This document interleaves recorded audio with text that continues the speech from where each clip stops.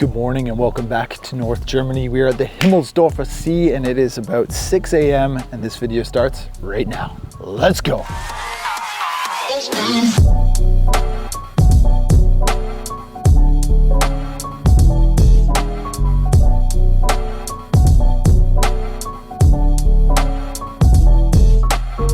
All right, good morning. Welcome back to Himmelsdorfer See. This is a beautiful little lake in North Germany. Really perfect conditions this morning. There's no wind, super calm, and we got this place all to ourselves. I'm with Oliver again, Oliver Preuss, who's been in a couple of videos with me. There he is.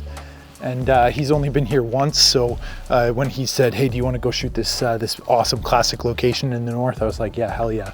And it is a place where I can fly my drone, finally. The last few videos here in North Germany, I haven't been able to fly, so definitely want to get the drone up here. There's nobody around, so it's a perfect time to fly. Not going to piss off any local tourists. So yeah, let's get a couple photos and show you this beautiful location.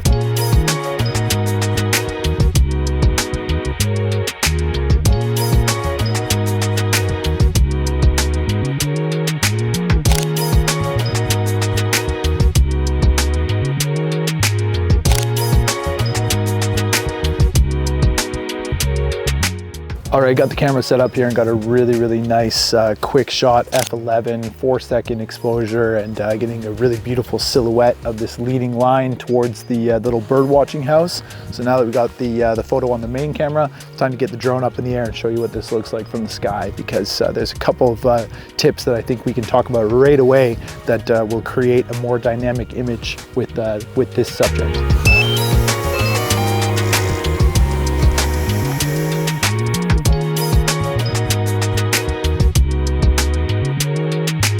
All right, we've got the drone up in the air and I've started recording my screen here on the phone and the controller to give you an idea of what I'm looking at, because the very first tip is a very simple one, and it's just to get a little bit higher to change your perspective on the scene, because when you're sort of eye level, especially in this case with this subject, the house kind of blends into the background, and because we're here so early in the morning, it's a silhouette shot and it's hard to create that sense of separation. So by going just a little bit higher with the drone to where we can't, physically stand, you're able to create that separation between the house in the lake and the background. And it's still a silhouette, still, pre-sunrise, and we're getting just a much, in my opinion, better composition because the house really stands out with the water surrounding it in this beautiful color. So that's the very first tip as part of this 5 tips for drone photography, is just create that sense of separation by going a little bit higher from where you're standing for the very first composition. If you see a nice photo from eye level and you think, oh, I want to set up my tripod and get this shot, if you put the drone just a little bit higher from that exact same position, you'll be able to create a sense of separation. And in this case, it's a great example of how you get, in my opinion, a better shot.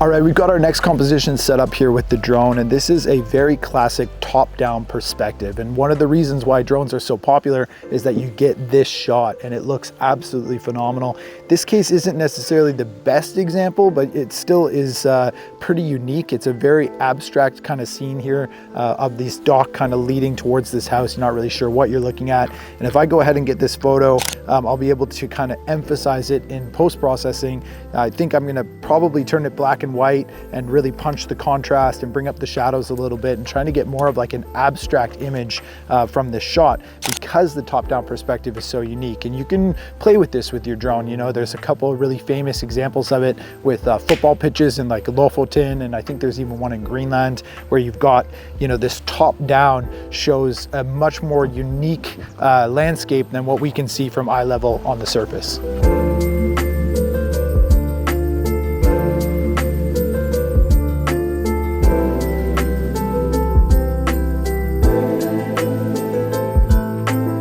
right, next up is one of my personal favorites, and it's kind of a unique tip for drone photography because I don't think a lot of people think about this one, but it's actually the built-in panorama setting. So I'm gonna go ahead and recording the screen again, I'm gonna choose the photo option here at the top and go down to pano at the very bottom.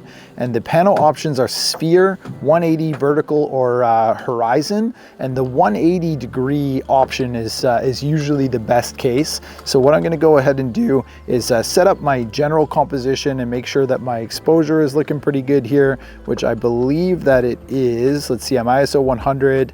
I think I could be a little bit faster on my shutter speed to create that silhouette. I want to focus on the house and then go ahead and let the drone take the panorama image. So this automatically happens where the drone sort of determines where it is in the sky and then gives you that 33 degrees on all aspects of the panorama, and then stitches it together manually in the drone. Now this is a JPEG image, it's not, you know, a RAW. You could do it on your own by manually setting up every single one of these individual frames and then stitching it together in Lightroom and Photoshop. It might turn out pretty good, but I mean, I'm pretty lazy. I'm a lazy photographer. I want the drone to do it for me, and I'm pretty happy with most of the results that I've gotten. I think with the newer version of the Mavic 3 Pro, it's probably better, but I've been flying this drone for years, and some of the panos turn out really, really nice. So that's my third tip as part of this drone photography tip video, is the panorama function built in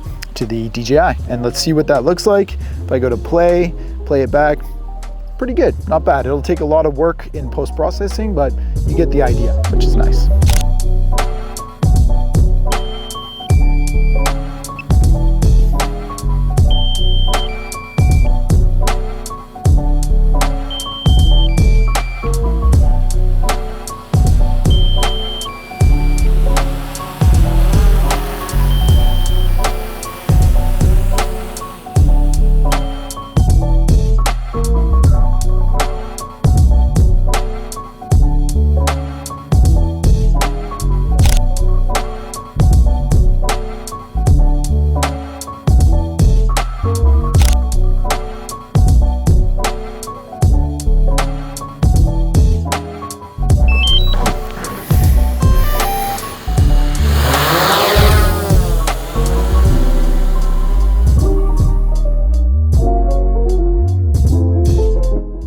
All right, the sun has just come up over the horizon, looks absolutely beautiful. Got a couple of still images that I'm really happy with, and got the drone back up in the air with my second battery here to share with you the fourth tip in this video, and that is to place the drone somewhere where you physically cannot stand. So in this case, I'm gonna be just above the reeds in the water that you can see in the background here behind me. And I'm recording the screen of the drone again so that you can see the view that I'm kind of looking at here. And what I've done is place these reeds in my foreground. I'm going to go ahead and take that image. It's a little bit busy in this scene, but it is a good example of sort of the tip that I'm trying to portray here, because the drone is a really powerful compositional tool when you put it somewhere that you physically cannot be. So above water, if you don't have a boat, beside a cliff, any kind of like tall building or an object that you can get close to with the drone, but wouldn't be able to physically stand there any other way. So that creates a really unique perspective, which allows you to get really, really cool looking photos from the drone.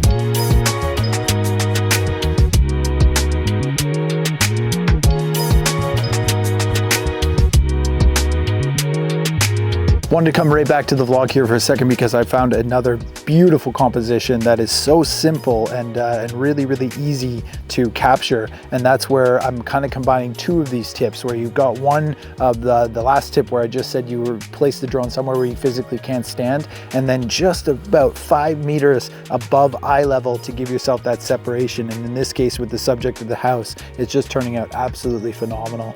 So really quick and simple photo. I think it's gonna look really, really good. Very minimalistic, nice balance, nice subject, nice light, you know, all the things that you're looking for in photography, and a really unique perspective. And that's what the drone provides, which is one of the reasons why it's so great for landscape photography.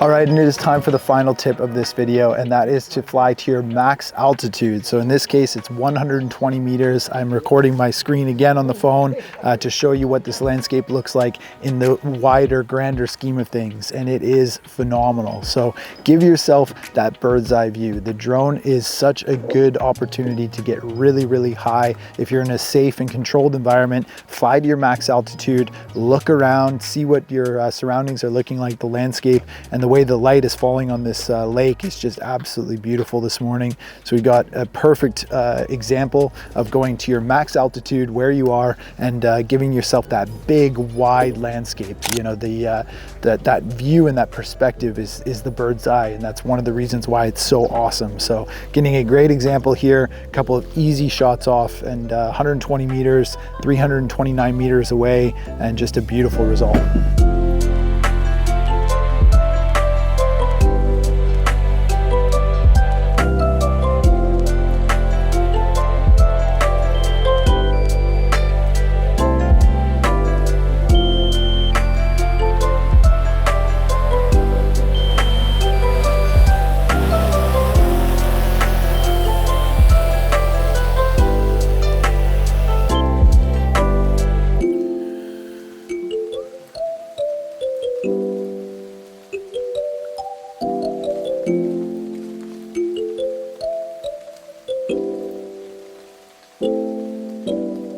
And what an incredible morning here at Himmelsdorfer See, North Germany, really close to the Baltic Sea and Timmendorfer Strand. And this is just perfect. Really, really nice subject, simple compositions, and I think they're gonna turn out really good. So I hope you've liked the videos, the photos in this video, pardon me, and the drone tips. I've been flying drones for a long time. I'm still flying the Mavic 2 Pro, which some of you may have noticed. So eventually I will probably update to the Mavic 4 Pro whenever it's released, hopefully later this year.